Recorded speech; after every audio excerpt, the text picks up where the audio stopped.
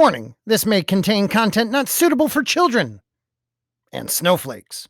You have been warned. You know, I've been on a Winds of Winter kick, and I can't stop thinking about it. So, Stannis, we all think he's going to win the battle, right? In the village against the Freys, the Manderleys are probably going to come over to his side, and then something's going to happen with Ramsay Bolton. I personally think he's going to destroy him. But what happens when he gets to Winterfell? How is he going to take it? I think we got a couple clues in A Dance of Dragons. So let's go take a look.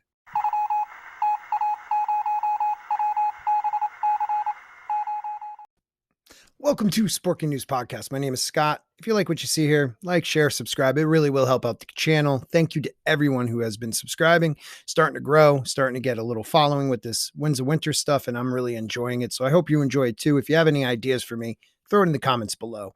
I'm going to start out with a couple little things. One is George has been 2 weeks in a row.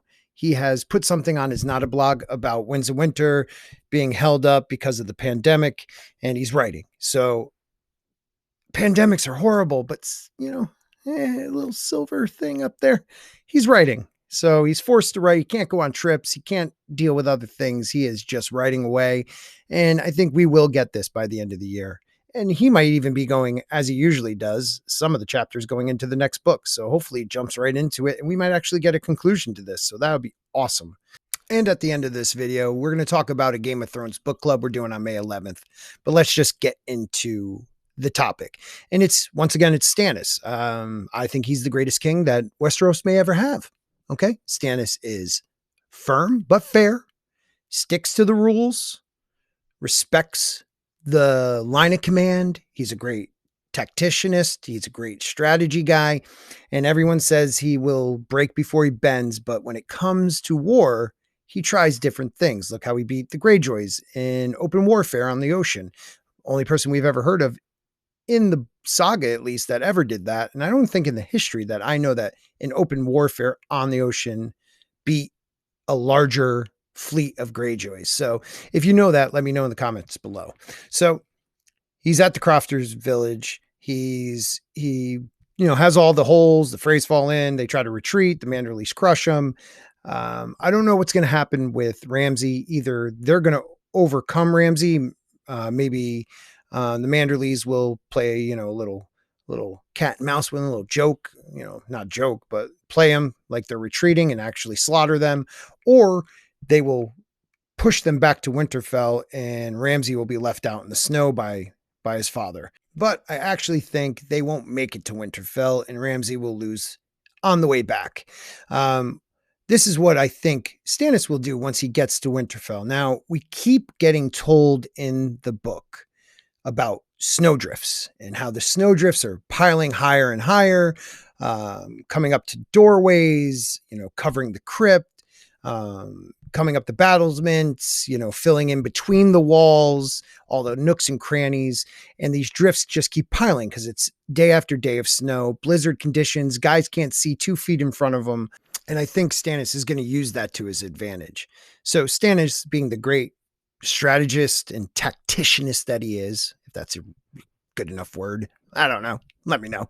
But I think what he will do is he will use the cover of the snow and kind of take a page out of like Theon and a Ramsay small fighting, platoon group of men, but he will use a certain group of them. And I'm going to read from A Dance of Dragons to tell you why I think it's going to be the Mountain Clan. On the 3rd day of snow, the king's host began to come apart. Whilst the southern knights and lordlings struggled, the men of the northern hills fared better.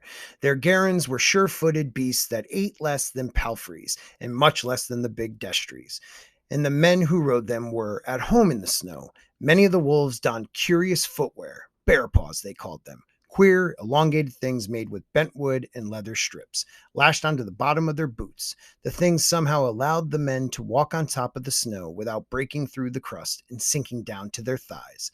Some had bear paws for their horses too, and the shaggy little Garons wore them as easily as other mounts wore iron horseshoes.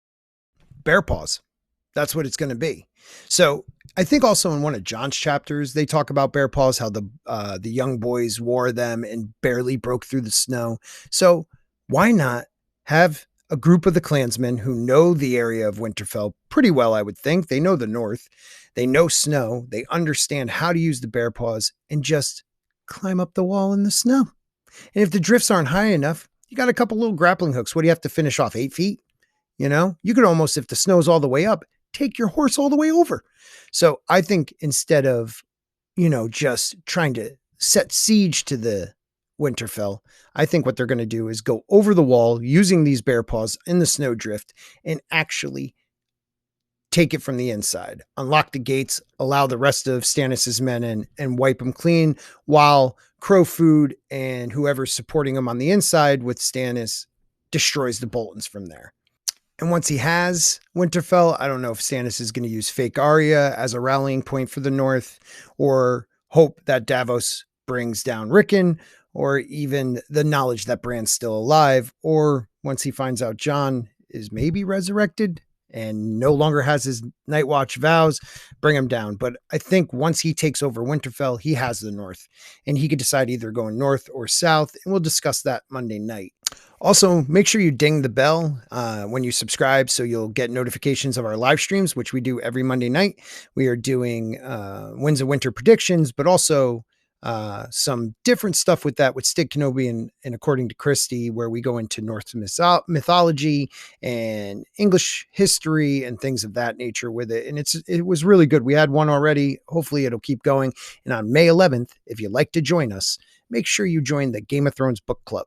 And we're going to start with Game of Thrones, the first book in the saga. We're going to do about maybe 5 to 6 chapters. Some people, it's hard for them to read the whole book in a month's time, less than a month's time. So we're going to probably do up to 5 or 6 chapters. I'll let you know in my next video the exact chapter we're going to stop at. So you can join us for that live stream too on May 11th at 7:15, 7:30. If you are an artist or know an artist that does Game of Thrones artwork and would allow me to use it on my videos, and I can give you credit in the description below and maybe a shout out in the videos, please let me know. You can DM me on my Twitter link below, or even email me to the Gmail account below at Sporking News Podcast without the G. So it's Sporking News Podcast at gmail.com. Hope to hear from some of you, because I really would like to put more artwork in. I just don't want to do anything that will get me in a copyright thing with the old YouTube. And with that, if you made it to this point, thank you for watching the whole video. I truly appreciate it. And remember, if they're calling you names, they've already lost the war. Have a great day, everybody.